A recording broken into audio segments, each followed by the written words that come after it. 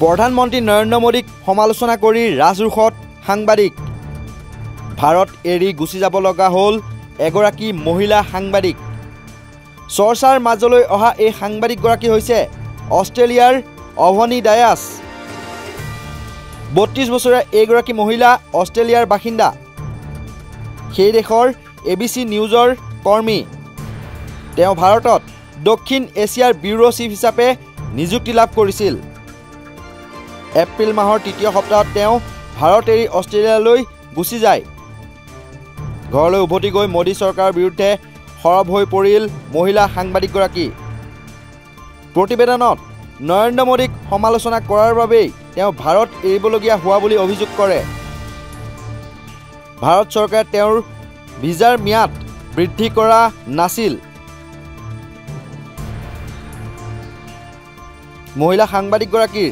এক প্ৰতিবেদনে সীমাৰেখা অতিক্ৰম কৰা বুলি ভাৰত চৰকাৰে কয় অষ্ট্ৰেলিয়া চৰকাৰৰ হস্তক্ষেপৰ পিছত মাত্ৰ 2 মাহৰ সময় বৃদ্ধি পাইছিল সাংবাদিকগৰাকীৰ ভিছাৰ সাংবাদিকগৰাকীয়ে এক চেনেলত আপলোড কৰা এই পোষ্টলৈ ভালদৰে মন কৰক য'ত অৱনীয়ে 19 এপ্ৰিল অৰ্থাৎ প্ৰথম পৰ্যায়ৰ ভোটগ্ৰহণৰ দিনটোতে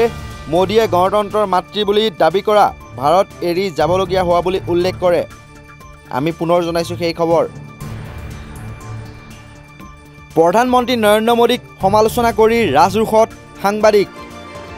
ভাৰত এৰি গুচি যাব লগা হ'ল এগৰাকী মহিলা সাংবাদিক চৰ্চাৰ মাজলৈ অহা এই সাংবাদিকগৰাকী হৈছে অষ্ট্ৰেলিয়াৰ অৱনী ডায়াছ 32 বছৰীয়া এইগৰাকী মহিলা অষ্ট্ৰেলিয়াৰ বাসিন্দা সেই দেশৰ ABC নিউজৰ কৰ্মী তেওঁ ভাৰতত দক্ষিণ এছিয়াৰ ব্যুৰো চিফ হিচাপে নিযুক্তি লাভ কৰিছিল এপ্ৰিল মাহৰ তৃতীয় সপ্তাহত তেওঁ ভাৰত এৰি অষ্ট্ৰেলিয়ালৈ গুচি যায় ঘৰলৈ উভতি গৈ মোদী চৰকাৰৰ বিৰুদ্ধে